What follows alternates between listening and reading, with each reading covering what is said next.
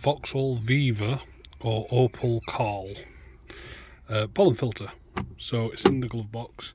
You've got a 7mm and a 7mm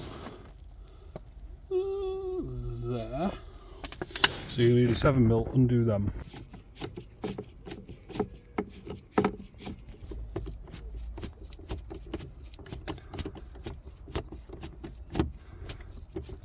Once they're undone, give it a pull and it'll just come out.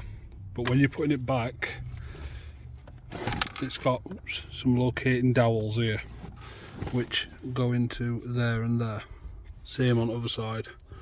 Now up here, as you can see, is the pollen filter. Make a note of airflow, so airflow goes down.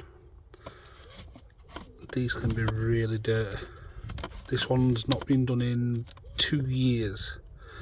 So get your hand in there and it comes out, like I said. Make a note of airflow. 2 years of grime. People never change these. I mean, it's amazing what you find in here. Bugs and like that. That's 2 years worth. Should really do it every year, but as you can see, that's the new part and that's obviously the old one. This is a Bosch and this is a Marley, is it? Slightly different than Bosch.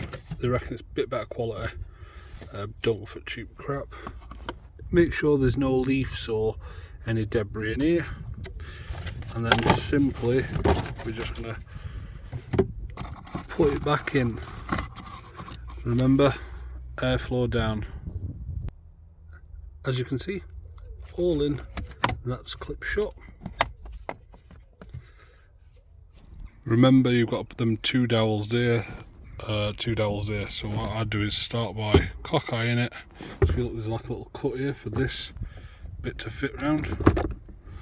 That slides in, and then you literally just locate them and tighten up. Thanks for watching. Please drop a like and subscribe.